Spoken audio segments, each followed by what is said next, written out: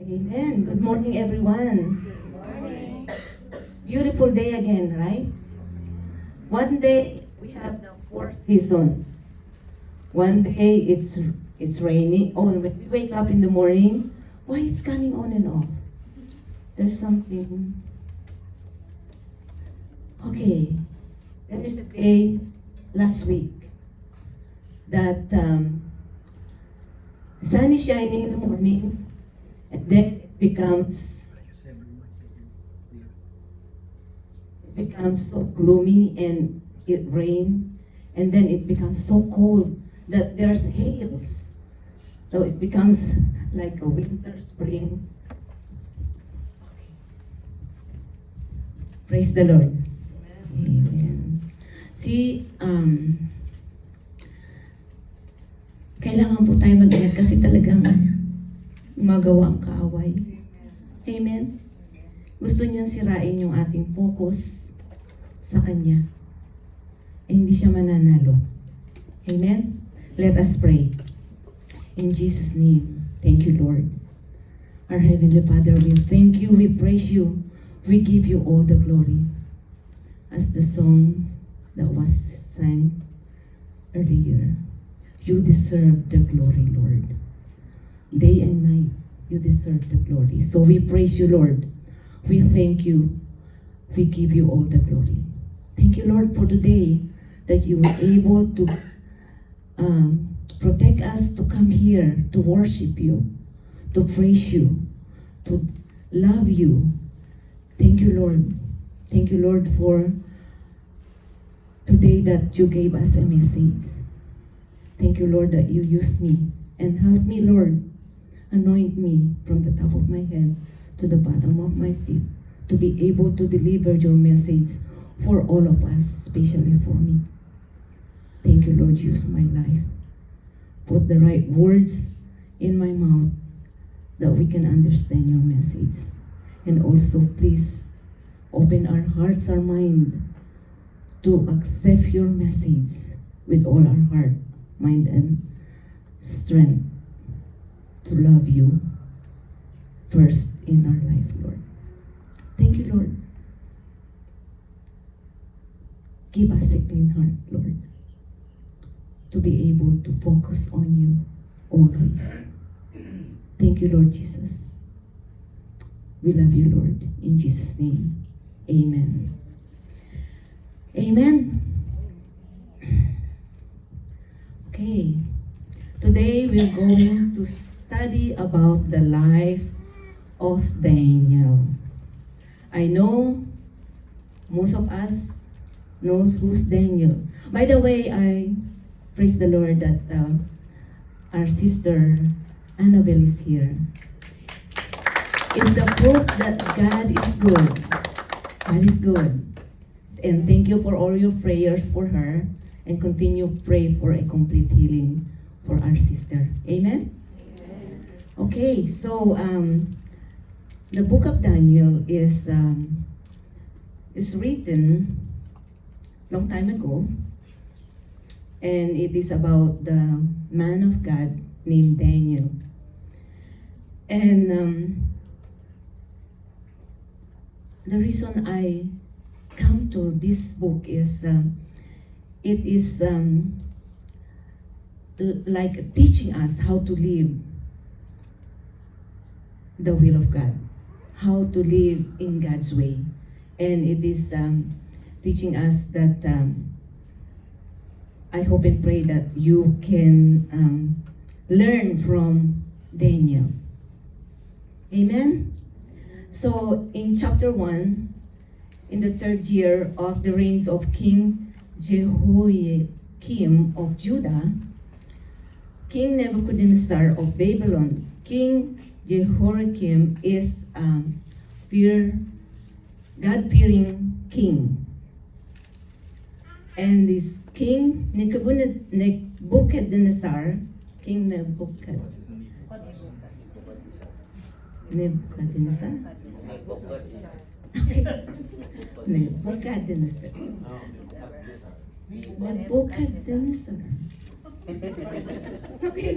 Okay, that king is a wicked king. So he took over King Jehoiakim of Judah. He besieged it, and meaning he forcefully take over. But God allows it. God allows it. And we don't know why he allowed it. Because this is a wicked king. And the other king who was defeated was a God-fearing king. But God knows what he's doing. Amen? He even delivered the king Jehoiakim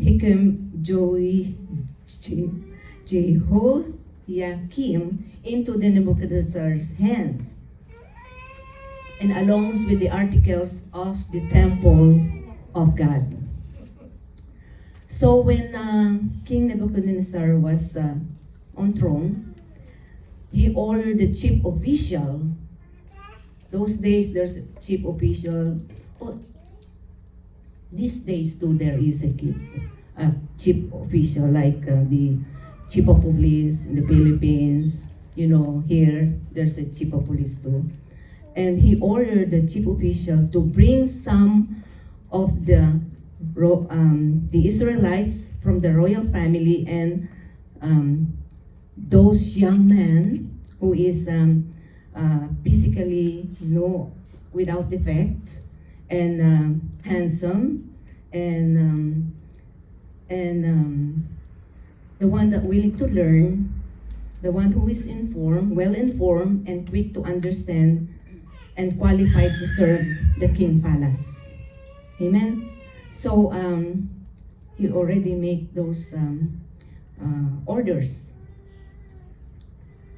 So among the people, I'm just giving you, when you get home, it's really nice to read the book of Daniel. You will learn so much about Daniel and the people who obey God. So among the people who brought to the king was Daniel. Daniel, Hananiah, Mishael, and Azariah. The chief gave them a new name. Daniel was named Belteshazzar. Hananiah was named Shadrach. Mishael is named Meshach, and then Azariah named Abednego. Okay. It's hard to pronounce the name. Anyway, read the book, okay? God gave his people rules. Those days, and even now, God gave us rules that we have to obey. God gave the rules about eating, what they can eat and what they couldn't eat. So Daniel, one of the Jews who were held captive in Babylon. Okay, I can hear somebody talking. Daniel, who was captive in Babylon, since Daniel and his friend was chosen to serve the king, they trained them to be servant of the king. So what the king is eating is what they supposed to eat. They are really prepared to be. Remember, they choose handsome one, well educated, good brain, and easy to learn, and they choose those things. And this is not only Daniel and his friend, it's lots of from the royalties family. That's what they choose to serve the king.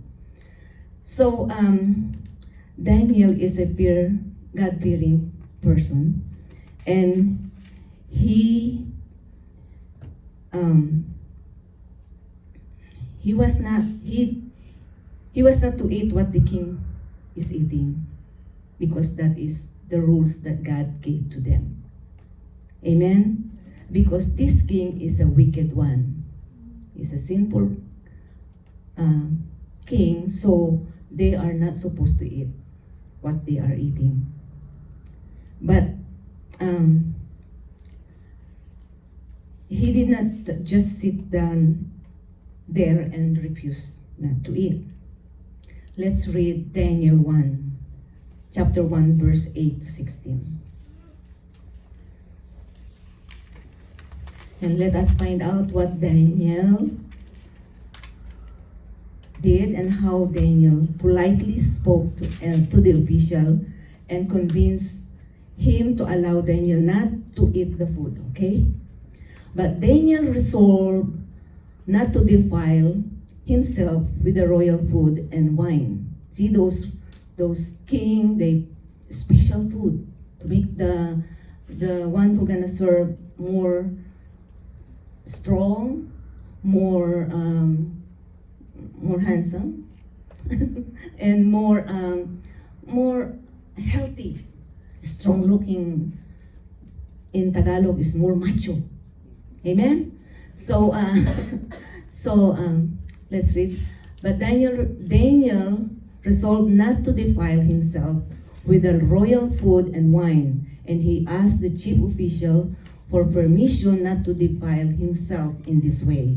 Not to defile means not to get dirty, not to get unclean of the food that the king, from the king's table, he doesn't want to get dirty or unclean from those food.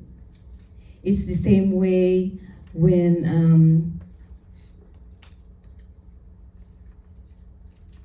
these people are eating, the Lord, because the Lord have a rules not to what they could eat and what they could not eat. Amen?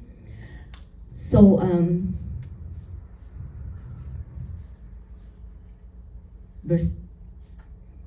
now God has caused the official to show favor and sympathy to Daniel. But the official told Daniel, I am afraid of my lord the king. The official who's going to serve them this food and taking care of them was afraid of the king. And he said, I am afraid of my lord the king, who was assigned your food and drink. Why should he see you looking worse than the other young men of your age? The king would then have my head because of you. If the official let Daniel and his friend Shadrach, Meshach, and Abednego not to eat the food, the same food, he was worried that they will look worse. They will look like sick, not strong. And if that happened and the king, Nebuchadnezzar, find out what he did, that he let not to eat those food, his head will be cut off. Okay? Verse 11. Daniel said to the guard whom the chief official had appointed over Daniel, Hananiah, Mishael, and Azariah, please test your servant for 10 days. He said even please with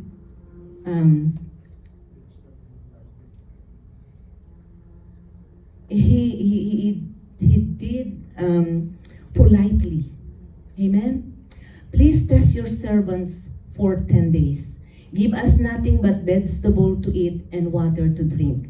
Not the fancy food, not steak, and not wine. You just want vegetable to eat and water to drink. Verse 13. Then compare our appearance with that of young men who eat the royal food, and treat your servant in accordance with what you see. So sabi niya, tingnan mo, 10 days. At tingnan mo kung ano magiging itsura namin. Tapos kung mali kami, parusahan mo kami. Treat your servants according to what we deserve. So he agreed to this and tested them for 10 days. At the end of 10 days, they look healthier and better nourished than any of the young men who ate the royal food. Can you please turn off this thing? It's just doing on my... Thank you. So after 10 days, they look better than the one who eating steak and wine and ham and mashed potato. So what they did is this, eat vegetable and water. We probably should do that, so we'll be healthy and healthier and more handsome and beautiful. Amen? We probably should do that. So the guard took away their choice food and the wine they were to drink and gave them vegetable instead. Is that? Okay. So we see how Daniel obeyed what the Lord asked them to do, not to eat the food from the table of the king, because that food is corrupt with the corrupt, wicked king, Nebuchadnezzar. Amen? So Daniel, it shows to us that Daniel obeyed and the Lord is with them. Even though they just eat what the Lord wants them to eat, not what the king wants them to eat, they are more stronger and healthier looking than the one who ate the food from the table of the king. It's just proof to us, if you obey, the Lord will be with you, and the Lord will not let you, He will not forsake, He will not let you be embarrassed, whatever such a situation is. Amen? So, remember God's favor with those who obey Him. See, the favor of the Lord is with Daniel and his friend because they obey God. So in chapter 17, verse 17, please. Did I give it to you? Okay. In verse 17 it says, for those 4 young men, God gave knowledge and understanding of all kinds of literature and learning. And Daniel could understand vision and dreams of all kinds. So, now we're going to chapter 2.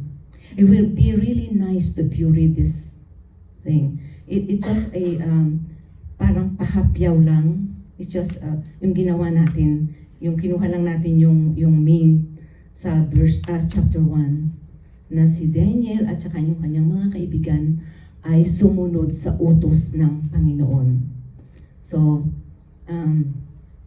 in chapter 2, King Nebuchadnezzar had a dream. This is about the dream of the king. And those days, when they have a dream, someone has to interpret the dreams. I have to admit with you guys that you, my brothers and sisters, that when I have a dream, I even interpret it and ask the Lord, what do you mean, Lord, with the dreams? I don't know if you ask that, if you have a feeling that way. One time I was, was long time ago. My son is still young, and I dreamed that I lost control of the car, and I was near the cliff, and I almost ready to go off the cliff.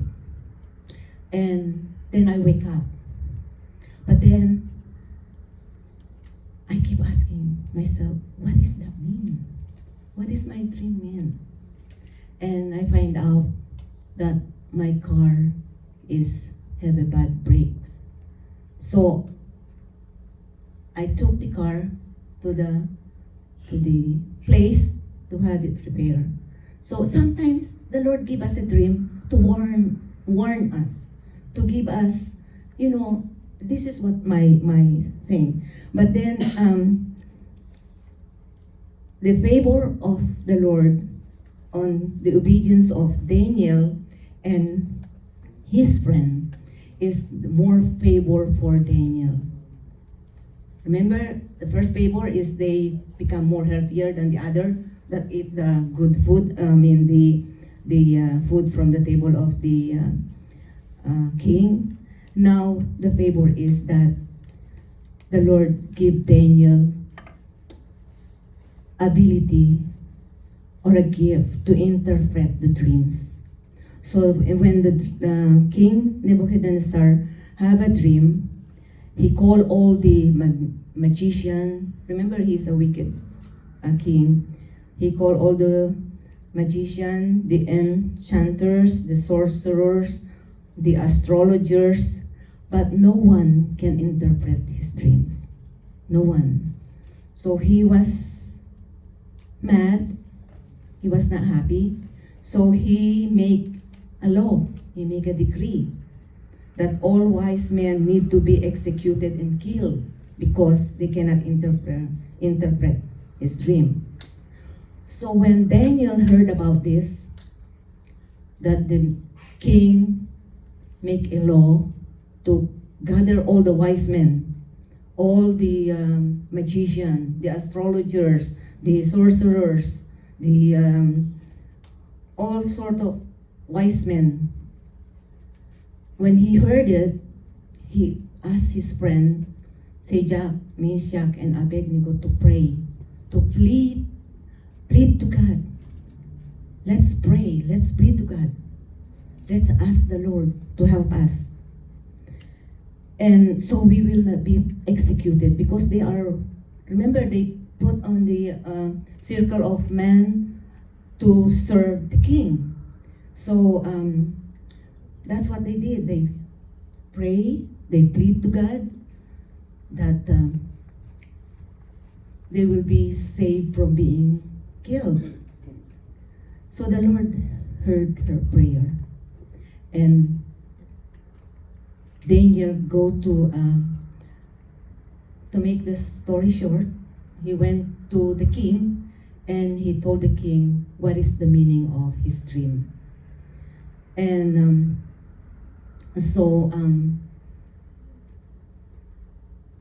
the king was pleased and he rewarded Daniel and he made him the most, the highest position in that government of his kingdom, King Nebuchadnezzar's kingdom. And besides that, Daniel asked the king that if he can also favor his friend, the three friends that is God-fearing friends too. Amen? That did not eat the food from the table. So it showed to us whatever circumstances we are facing, whatever problems we are dealing with, if you plead to God, ask His favor, He will hear your prayers. And He will be with you and He will give you. Remember what it says on the Bible, that He will give you the desire of your heart. If it is according to His will. If we, through the story of Daniel, if we trust Him and obey Him. Amen? So in chapter 3, let's go to chapter 3. Read chapter 2 because you will learn what is that dream? What did he interpret? I don't have to tell you now, so you have to read it and you will be anxious to know what is the dreams that. And so many dreams in other chapter, there are more dreams that Daniel interpret, that no one can interpret but him. That is the favor that God gave to Daniel for his obedience to be able to interpret the king's dreams. And in chapter 3, the wicked, ungodly king made an image of gold. Okay. If you don't want to read, maybe you ask Jesser. He knows all the Jesser knows all the story in the Bible. But it's better if you read, because it will be the complete version, not Jesser's version, because when Jesser is tired of telling the story, he'll carry it on the middle and he will say, the end. So you will know, you will not ever to know whatever happened. Okay. Ikaw magtuloy, you read it, yeah. So, in chapter 3, it is about the wicked king making an image of gold. The measurement of that image, ibig sabihin po, gumawa siya ng statue or yung something na sasambahin ng mga tao. Ang measurement is 90 foot high. Imagine how big, how tall is that image? 90 foot high and 9 feet wide. 9 feet wide. It's wide. So, gumawa po siya ng image ng sasambahin nila na parang Diyos nila. Okay? He set it up on the plain of Dura in the province of Babylon. Then tell all the people to worship the image as soon as they heard the sound of horn. I can't even read my writing. As soon as they heard the sound of the horn, the flute, the zither, the lyre, the harp, the pipes, and all kinds of music. So sinabi po ni King Nebuchadnezzar, pag nadinig nyo yung sound ng mga iyon, you have to bow down, and worship it immediately. Basta nadinig nyo yun, magpa-bow down kayo. Nakita nyo po yung mga Saudi Arabian people, mga Arabo, meron silang time na talagang tumutuwad sila, sumasamba sa kanilang Diyos. So, so yun ang utos ni King Nebuchadnezzar. At pag hindi ka sumamba, whoever does not fall down and worship will immediately be thrown into a blazing furnace. Tatapong ka sa nagliligablab na para meron silang what did you call it? Pugon. O parang merong isang malalim na doon na nagliligablab na fiery furnace, and you will be thrown in that place. Okay. So, therefore, as soon as they heard the sounds, all the people worship the image of gold. Yun po ang ginawa ng mga tao kasi natatakot silang matapon sa fiery furnace. At this time, some of the astrologists came. Okay. Jasmine, can you put the chapter 12, verse 8 first, on chapter 3, verse 8.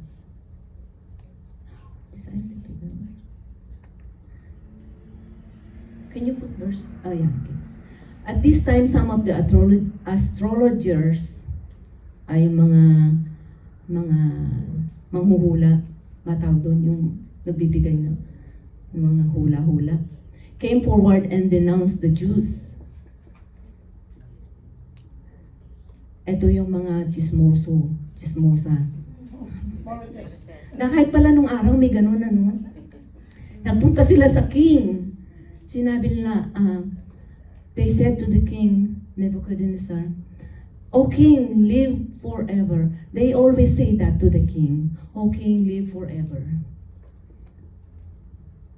You have issued a decree, O king, that everyone who hears the sound of the horn, the flute, the zither, the lyre, the harp, the pipes, and all kinds of music must fall down and worship the image of gold. Verse 11. And that whoever does not fall down and worship will be thrown into a blazing furnace. 12, please. But there are some Jews whom you have set over the affairs of the province, Babylon, Shadrach, Meshach, and Abednego, who pay no attention to you, O king. They neither serve your gods nor worship the image of gold you have set up. Talagang mga chismoso, no? So sa king, sabi niya, itong mga pinili mo na sa Shadrach, Meshach, and Abednego, hindi kanya go back to 12. Hindi kanya sinunod, hindi kanya nire-respeto. Hindi ba sabi mo kung hindi susunod at hindi ba magbabow down, tatapon sa lake of fire na sa fiery furnace. So, kahit nung araw talagang mayroon ganoon na tao. So, yung mga ganoon na tao ngayon, doon nagmana. Amen. Sorry. So, we have to be careful. Hindi tayo magmana doon sa mga astrologers. Magmana tayo kay Daniel. Okay. Verse 13, please. Furious with rage, galit na galit ang hari. So he summoned, King Nebuchadnezzar summoned Shadrach, Meshach, and Abednego. So these men were brought before the king. And 14, and Nebuchadnezzar said to them, Is it true, Shadrach, Meshach, and Abednego, that you do not serve my gods or worship the image of gold I have set up? 15. Now when you hear the sound of the horn, the flute, the zither, the lyre, the harp, the pipes, and all kinds of music, if you are ready to fall down and worship the image I made, very good. But if you do not worship it, you will be thrown immediately into the blazing furnace. Then what God will be able to rescue you from my hand? Ganyan po ka-wicked yang hari na yan. Sinabi niya, kung sasamba kayo, pag tumunog na yung mga instrument na yon at narinig niyo yung mga music, that's good. Pero kung hindi kayo sasamba, ay itatapon kayo immediately, right away, into the blazing furnace. Then, ano magagawa ng Diyos nyo? Yun ang tanong nung, ano magagawa ng Diyos nyo? Hinamak pa ang ating Panginoon. Verse 16, Shadrach, Meshach, and Abednego replied to the king, O Nebuchadnezzar, we do not need to defend ourselves before you in this matter. 17, please. If we are thrown in the blazing furnace, the God we serve is able to save us from it, and He will rescue us from your hand, O King. See, may respeto pa rin sila. O King, kung itatapon mo kami doon, our God will rescue us. But even if He does not, meron silang faith. Meron silang trust sa Panginoon na kung itatapon sila, i-rescue sila ng Panginoon. But even if He does not, we want you to know, O King, that we will not serve your gods and worship the image of gold you have set up. Nag-stand firm sila sa kanilang belief. Na kung hindi man kami isave ni Lord, hindi kami sasamba sa Diyos-Diyusan mo na ginawa mong gold na Diyos-Diyusan. So, verse 19, Then Nebuchadnezzar was furious with Shadrach, Meshach, and Abednego, and his attitude towards them changed.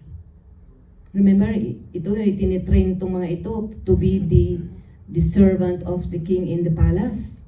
Mga macho, pogi, at malalakas na tao. Tinrain sila para mag-serve sa king.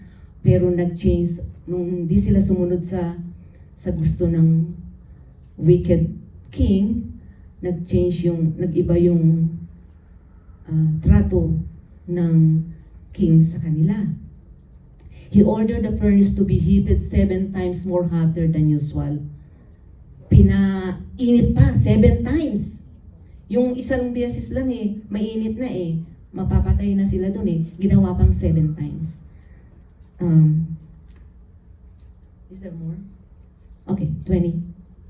And commanded some of the strongest soldiers in his army to tie up Shadrach, Meshach, and Abednego and throw them into the blazing furnace. Imagine, hindi lang tinapon na, hindi tinali pa, tapos yung nakadamit pa sila ng mga damit nila.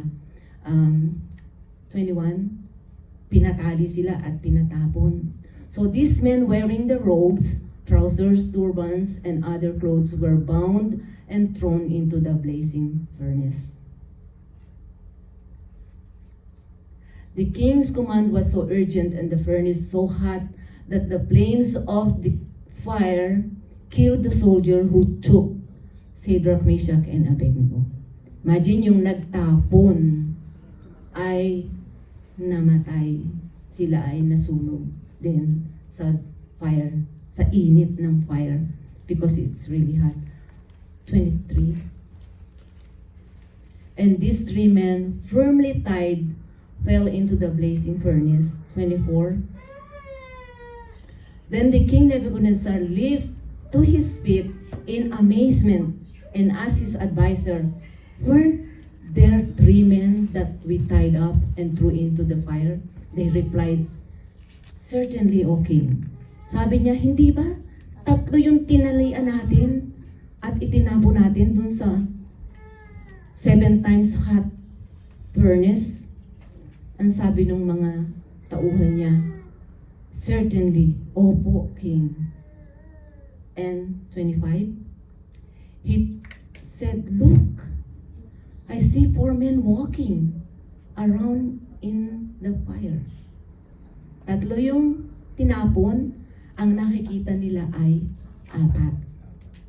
Unbound, hindi nakatali, and unharmed. And the 4th looks like a son of God.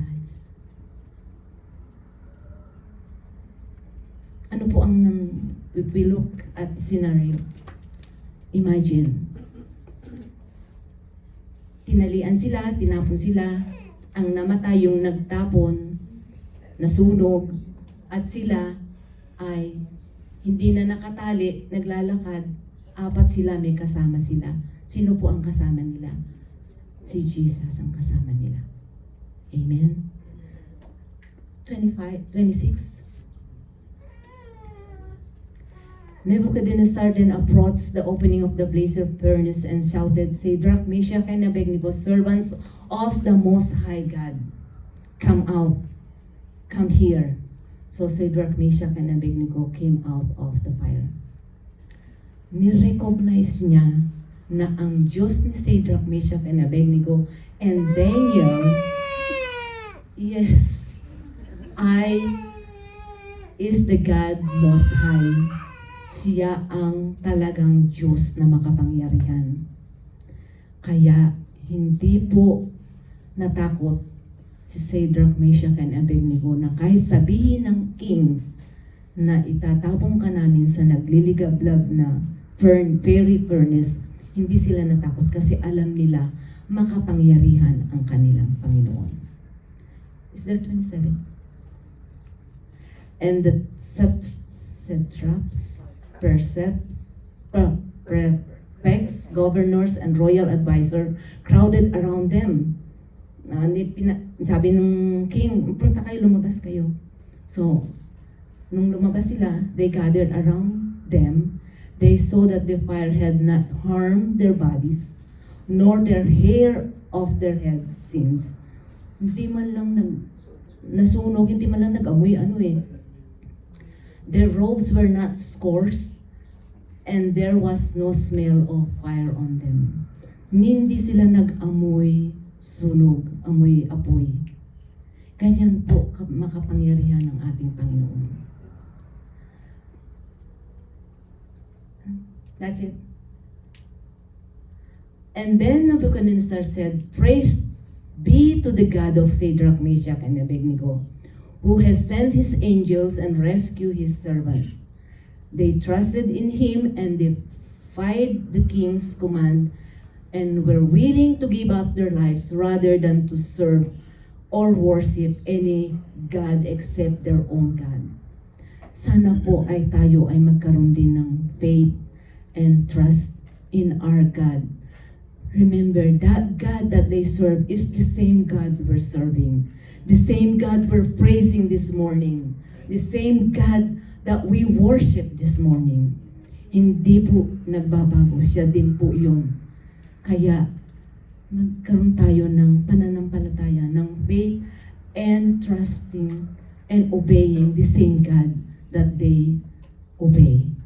Hindi po sila nag-give up sa kanilang king. At sana, in our life, we have to stand firm na kahit ano gawin sa atin, sa bantaan tayo, napapatayin tayo, we are ready to serve and ready to be in God's presence, not to, hindi po tayo masway dahil natakot tayo. Hindi tayo give up, susunod sa utos. Mga utos na wicked, like what the king said, pasasambahin sa hindi tunay na Diyos. Sana po ay sumunod tayo sa Diyos lang na buhay na ating pinaglilingkuran ngayon, na ating sinasamba. Siya po ay the same, the King of Daniel, Shadrach, Meshach, and Abednego. Amen? Amen. So, nakita niyo po yung kapangyarihan ng Diyos nila. Yun din po ang ating Diyos. Hindi nagkakaiba. Hindi po siya ang Diyos na gustong sambahin na golden image. Tayo po ay mahal niya. Tayo po ay hindi niya pinababayaan. Nakikita natin araw-araw sa ating buhay. Hindi po ba? Nakita natin kung gaano niya tayo kamahal. Kung gaano niya sinakripisyo yung kanyang buhay na namatay siya sa krus dahil sa kasalanan natin, hindi sa kasalanan niya. Bakit nakakapagtaka kung bakit hindi pa rin natin maibigay yung ating lubos na pag-ibig sa Kanya? Why we cannot love Him as He asked us to do? To love Him with all your heart, mind, strength, and your soul. Hindi po natin magawa. Sometimes we doubt. Sometimes we even ask, Lord, why you letting it happen to us? Like Brother JR said, bakit hindi na lang dun sa kapitbahay kung salbahe? May dahilan po si Lord, hindi natin alam. Hindi natin alam kung bakit tayo nagkakasakit. Hindi natin alam. Pero the more we are on those time of trials, hindi po ba lalo tayong kumakapit sa Kanya? Kasi siya lang talaga yung pag-asa natin eh. Siya lang. Hindi tayo pwedeng umasa sa ating pera. Kasi, pang pera, pag gustong umalis sa ating bulsa, sinasaktan pa tayo. Hindi tayo pwedeng umasa sa ating asawa. Kasi pag ang asawa, nagsawa na sa atin, iiwanan na tayo. Talo na naman si nanay natin, nanay Giring. Closing na naman. Alam mo pag-closing na eh. So, hindi po tayo dapat matakot sa tao kasi ano magagawa ng tao sa atin. Tingnan nyo, hindi naman nagawa ng king. He is the most powerful that time. But he was not able to do anything. Wala siyang nagawa. Kasi makapangyarihan ang Diyos natin. Yun po ang lagi natin tandaan. We have a powerful God. We have Almighty God. The same God of Daniel is Shadrach, Meshach, and Abednego. Ang challenge po sa atin, kung tayo susunod sa Panginoon, He will give us wisdom. Ibigyan niya tayo ng wisdom. The same way that He gave to Daniel wisdom to interpret the dreams of the kings. And God will promote us.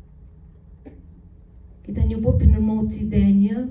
Siya ang pinakamataas ang tungkulin sa gobyerno noon ng Babylon. Kailangan lang na humingi tayo, manalangin tayo, mag-plead, magmakaawa tayo sa Panginoon. Whatever it is situation you are, makaawa tayo sa Panginoon. And lastly, God fulfill His promise. Nananangan sila sa promise ng Panginoon na I will not leave you nor forsake you. I will be with you. Pinulfill ni Lord.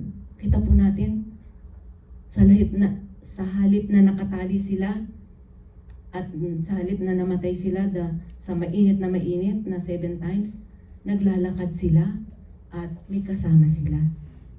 Hindi sila pinabayaan ni Lord. At hindi man lang sila nag-amoy usok. Completely sila. Hindi po magagawa ng tao yun. Ang Panginoon lamang na ating pinaglilingkuran ang makakagawa noon. Ang kailangan lang po natin ay manampalataya at magtiwala sa Kanya. Trust and obey. Amen?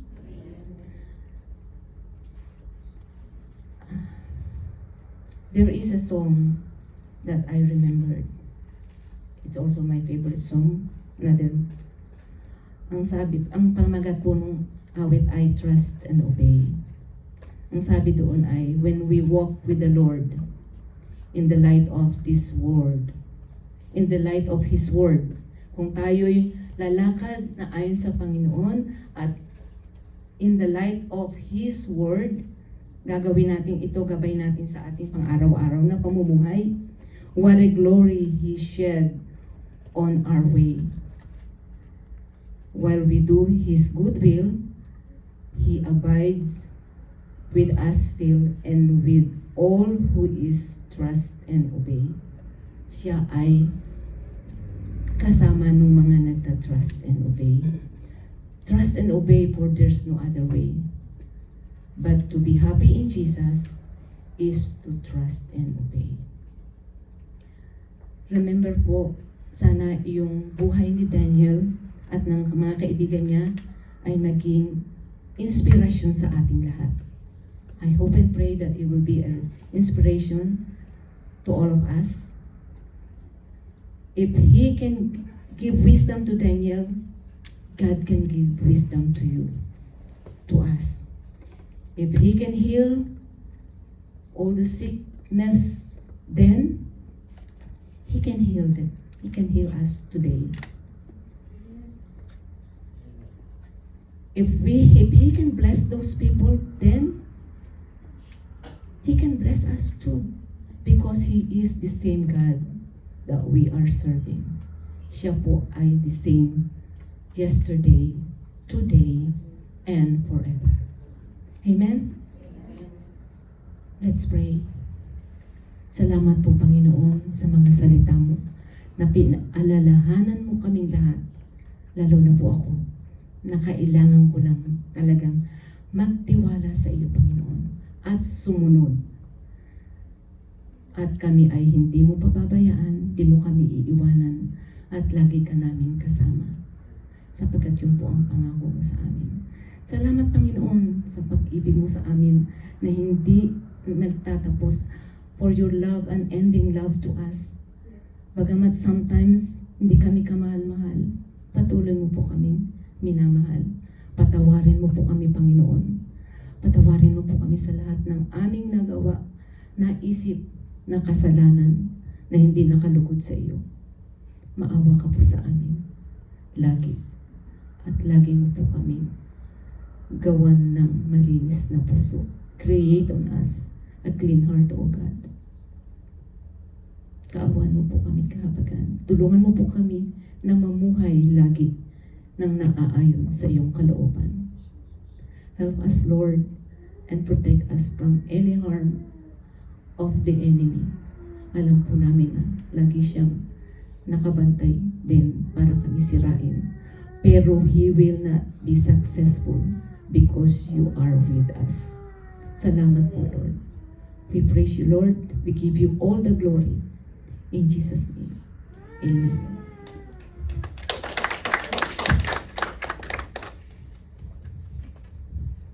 Amen. Thank you so much, Pastora Ludi. Na-bless ba kayo? Amen. Praise the Lord. The more na nakikilala natin si Lord, the more na lalo natin siyang sasambahin ng tunay na pagsamba. Pero siyempre, hanggat nandito tayo sa mundo, nasa lupa, merong mga gold din na images or gods na pwedeng agawin yung ating pag-bow down. Nandyan lang ho lagi yun. So pwedeng career, pwedeng asawa, closing, o pwedeng pera. Lahat ng ito ay pwedeng hatakin tayo para mag-bow down doon instead kay Lord. So sana po ay hindi sila ganun kapangyarihan, makapangyarihan katulad nito ang ginawa ni Nebuchadnezzar na ang laki, 9 feet ang taas, tapos 90 feet ang taas, tapos 9 feet yung lapad sa mataba, ano? So laki nun. So tangkad na. So kitang-kita siya. So meron siyang kapangyarihan na binigay sa kanya. So anyone na hindi magbabow down sa kanya ay mapapahamak. So sana po lahat tayo ay hindi umabot sa ganon na mag-bow down, na hindi makatulad ng 90 feet na yon at 9 wide. Maaaring kung ano man ito, sana ay hindi natin i-submit ang ating buhay sa mga ganun, kundi kay Lord lang na mas makapangyarihan sa lahat ng bagay na ito. They have power, but there's a most powerful God, which is our Lord Jesus Christ. Tandaan po natin, hindi tayo pababayaan ni Lord. Amen? Amen. Hindi ka pababayaan. Hindi tayo pababayaan ni Lord. At, so, let's all stand up.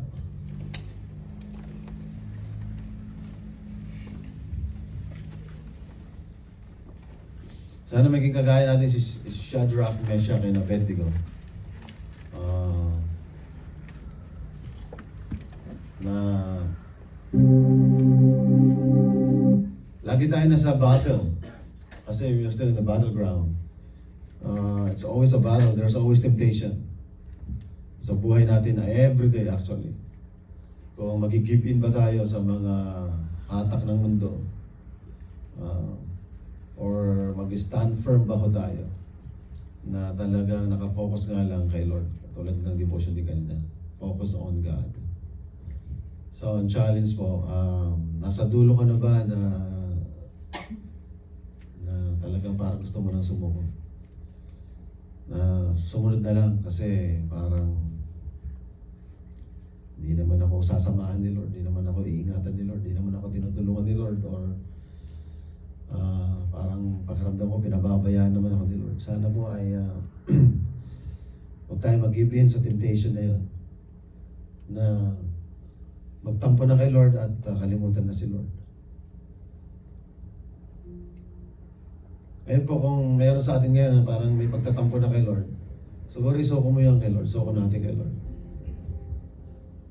Kung ngayon ay meron ka ng damdamin na parang gusto mo nang magduda kay Lord, parang hindi naman siya makapangyarihan.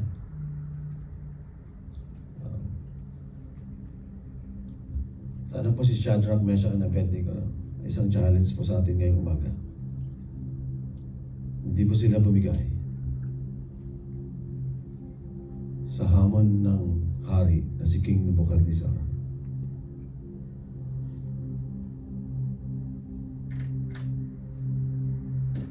Kilala nila ang Diyos nila.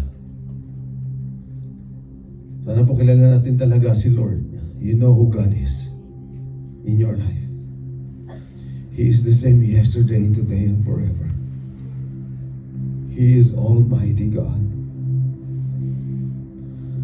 Kung si Lord ay kaya niyang gumawa ng himala sa buhay ni Shadrach, Meshach, and Abednego, kaya din ni Lord na gumawa sa buhay natin. Maaaring financial, material, relational, even physical.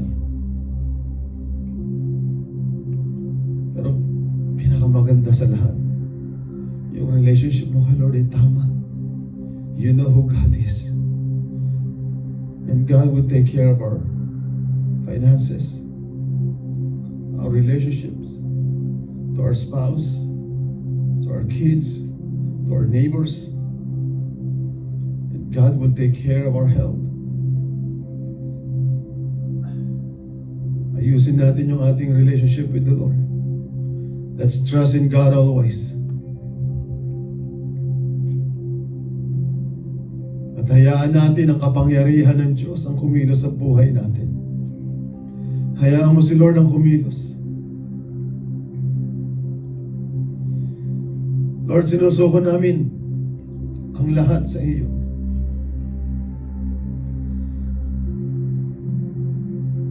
Hindi kami lalayo sa iyo, Lord. Hindi kami magtatampo sa iyo, Lord. Hindi kami magdududa sa iyong kakayanan, sa iyong magagawa.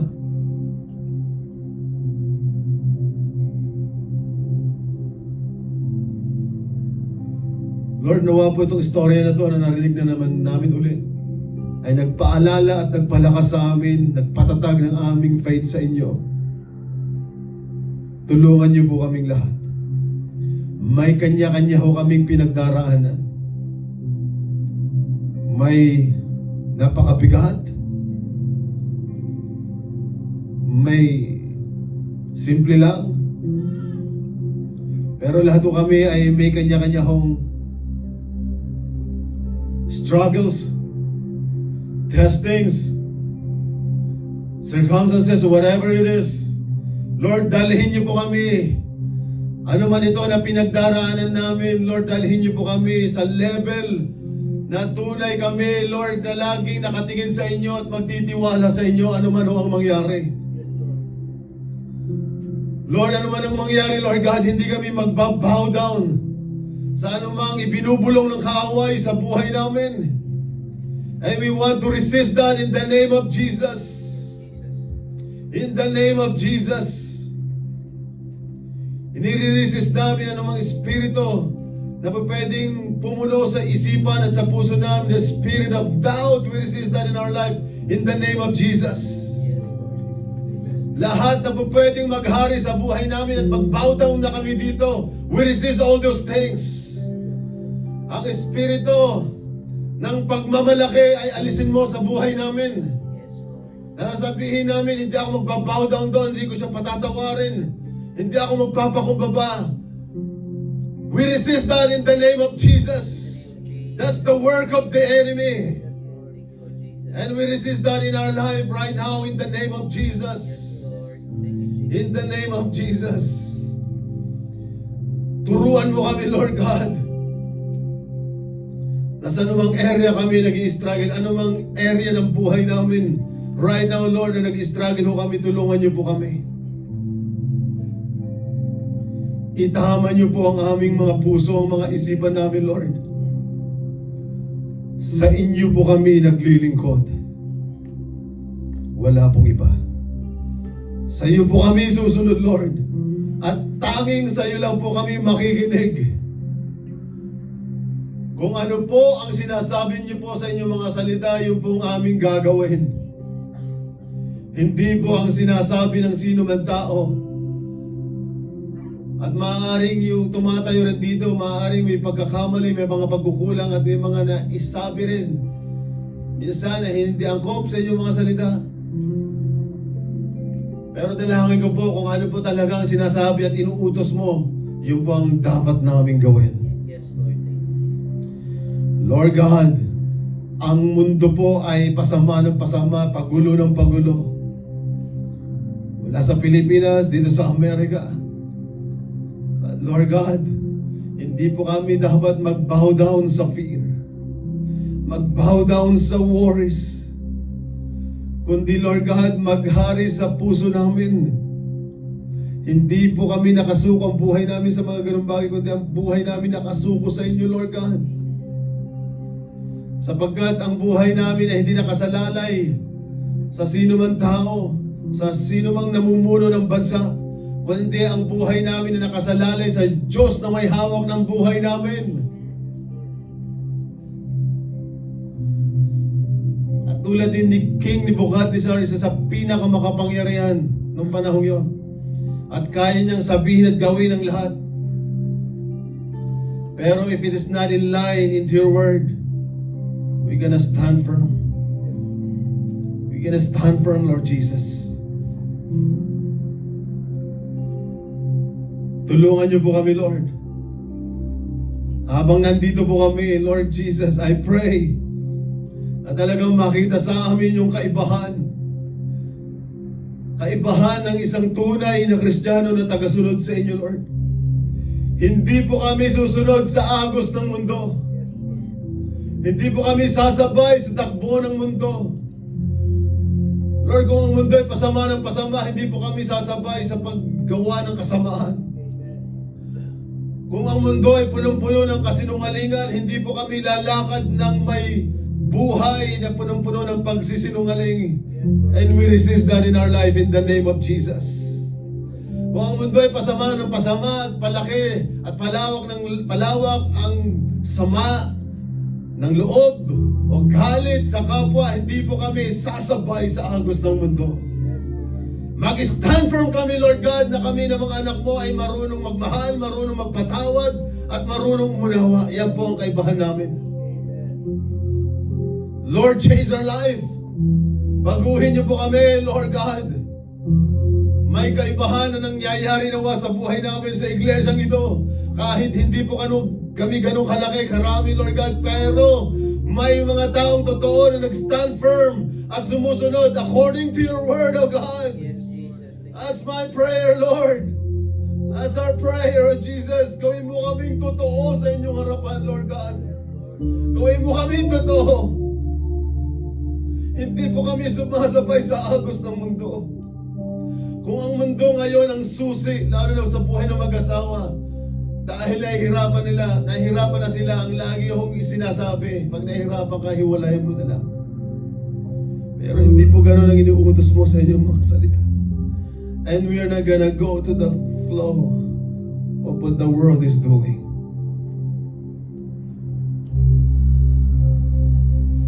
Lord, tulungan niyo po kami sa mga dapat namin gawin.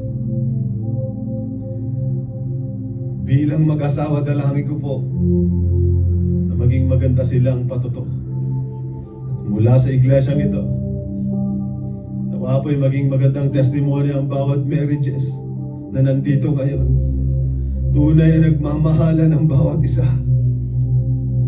At dahil meron silang tunay na relasyon ho sa inyo, gagamitin mo sila na maging magandang testimony sa kanilang mga anak, Lord Jesus.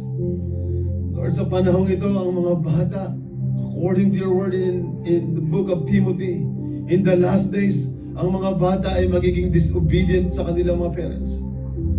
Magiging pasaway, tigas ang ulo, at ang gusto nilang mangyari is gusto nila. Pero Lord God,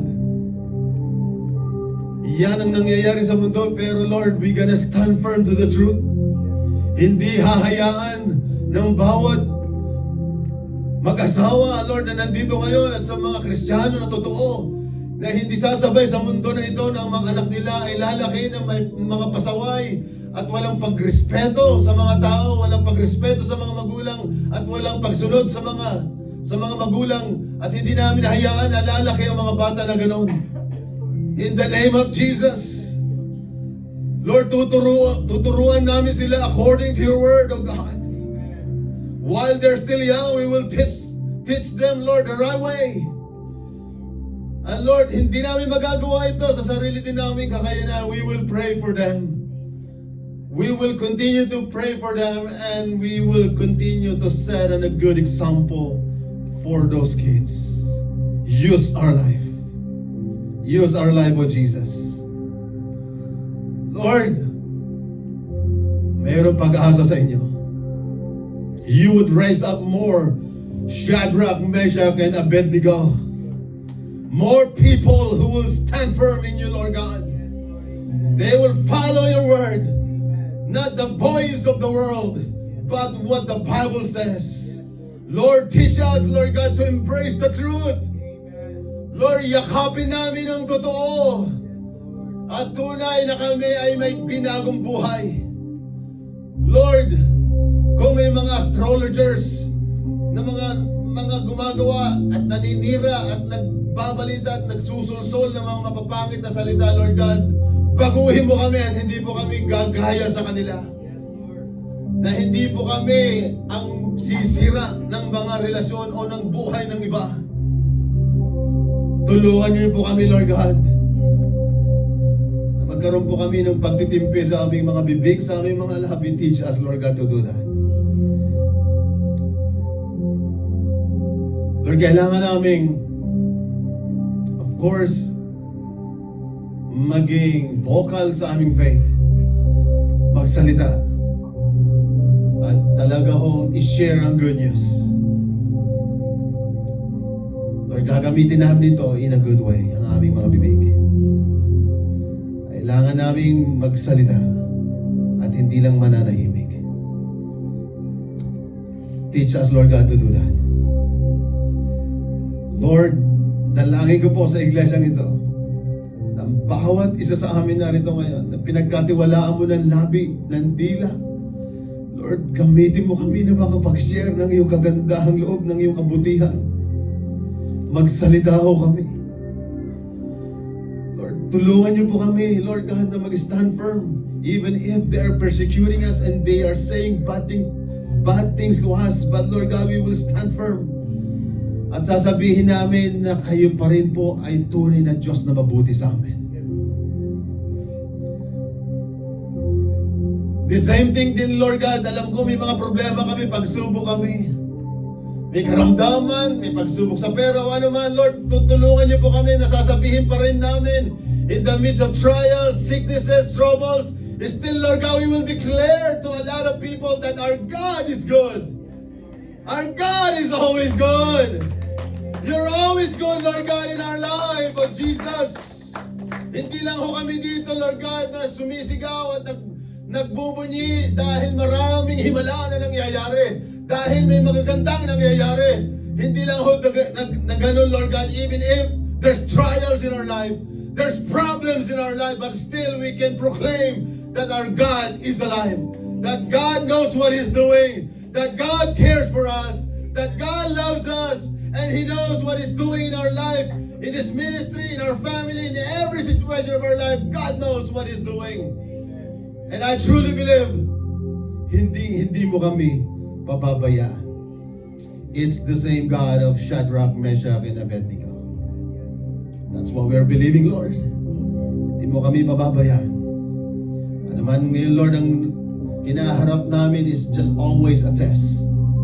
Sana po, Lord, naalabas po kami dito, masaya kami, at handa naming ipagbunyi, ipagsigawan ng Diyos namin ay mabuti at dakila sa lahat.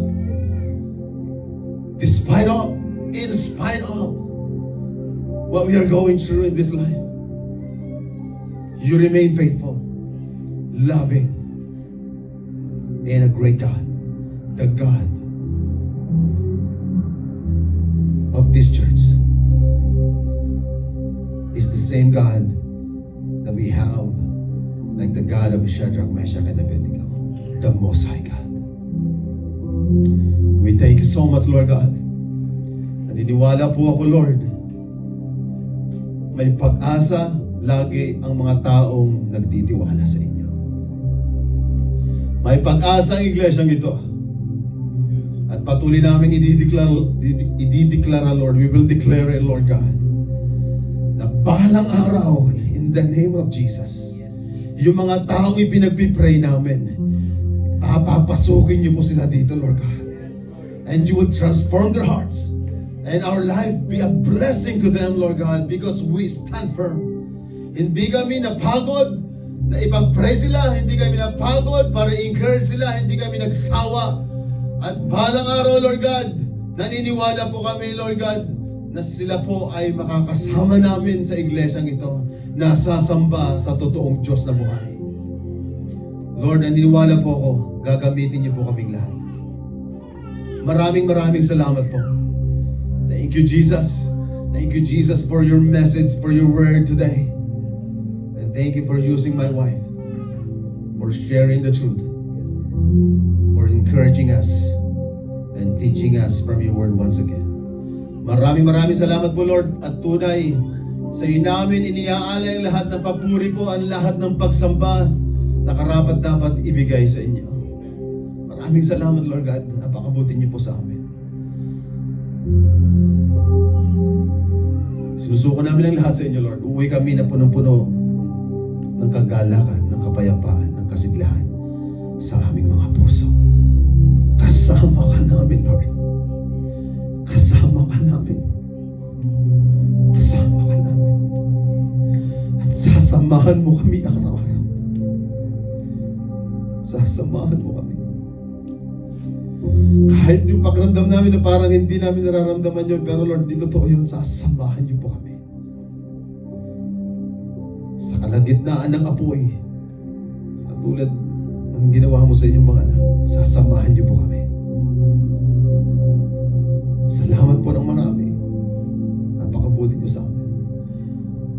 Lord, thank you so much.